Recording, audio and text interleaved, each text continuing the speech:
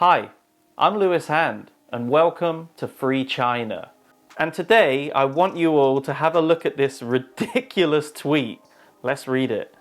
Baidu maps show that there are 38 Shandong dumpling restaurants and 67 Shanxi noodle restaurants in Taipei. What? Palates don't cheat. #Taiwan has always been a part of China. What? The long-lost child will eventually return home. What? Completely ridiculous, right? Seems like it was written by some internet troll that didn't even finish high school, or better yet, a little internet troll that still attends high school. The wording, the logic, and just the sheer desperation to find any angle to try and prove the unprovable, that Taiwan belongs to China. Yeah, right.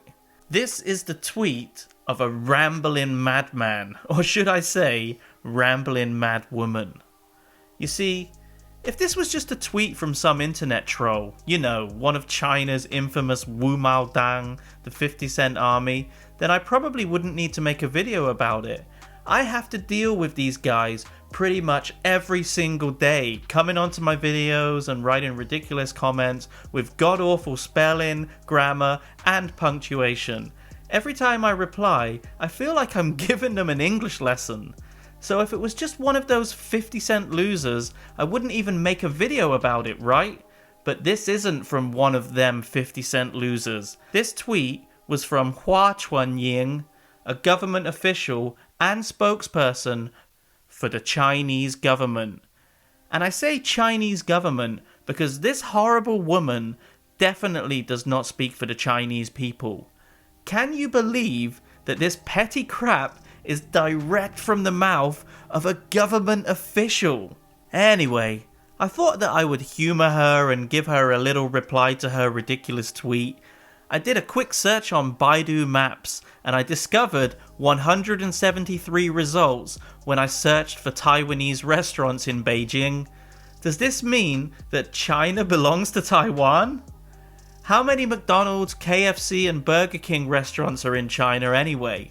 Does this also mean that China belongs to the USA and Taiwan at the same time? What the hell is going on? Anyway, her tweet can't really be taken seriously.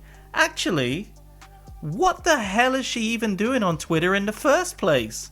Doesn't she know that Twitter is blocked in China, banned by the Chinese Communist Party that she works for? The CCP apparently doesn't want that Western social media disrupting the programming of the masses, the attempted brainwashing of 1.4 billion Chinese people. Which doesn't work, by the way. I mean, I've met plenty of Chinese people who can't stand the Chinese government, but they're just too afraid to make it public.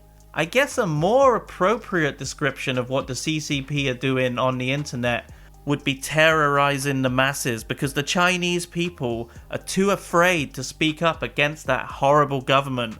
Well, it's a good job I'm not Chinese, isn't it? Anyway, by her own country's law, she shouldn't be on Twitter at all. So what gives her the right to use something that is not accessible to the rest of the ordinary Chinese people? Anyway, all of this is besides the point. The point I really want to illustrate in today's video is that these are the words of a government official for China, not some random internet troll. This person is supposed to be cool-headed, calm and collected, and well, diplomatic. You think that a spokesperson for a whole country would try to be a little bit careful about what they post on Twitter. They would try to be a little bit more diplomatic in their wording, but not Hua Chunying. She's pretty pathetic and desperate. In fact, there are a whole bunch of these so-called diplomats on Twitter. Hua Chunying is not alone, and I am seriously starting to lose count of how many of these wolf warrior diplomats seem to be springing up all over the place. This so-called wolf warrior diplomacy was coined from that terrible film with the same name, Wolf Warrior. What? And wolf warrior diplomacy is an aggressive style of coercive diplomacy used by Chinese diplomats, or so-called diplomats. They're attempting to make China look strong on the world stage by being hyper-aggressive, rude, ignorant, pushy, and they fail miserably at doing so. They whitewash any atrocity committed by the CCP, or sometimes even outright deny that these atrocities happened. They just come across as petty, pathetic, extremely desperate, and I think they're dangerous, because some people actually buy into what they're saying. Thankfully though, most reasonable people can see right through them. I usually read some of the replies to the Wolf Warriors tweets, and it seems a lot of people have made it their mission to mock these disgusting CCP propagandists. Good job, guys. Next, I want to talk about Nancy Pelosi's visit to Taiwan and how the Wolf Warriors covered it on Twitter. And when I say covered it, I mean that they went absolutely crazy. For days before her visit, they bombarded Twitter with tweet after tweet about how China would not accept this, how it would practically be World War III if Pelosi landed in Taiwan. Well, guess what? Pelosi landed in Taiwan and there was no war. In fact, China did absolutely nothing. But that didn't stop the Wolf Warriors. Oh no, that didn't stop them from blustering and ranting and raving about how the visit from Pelosi was a violation of a treaty.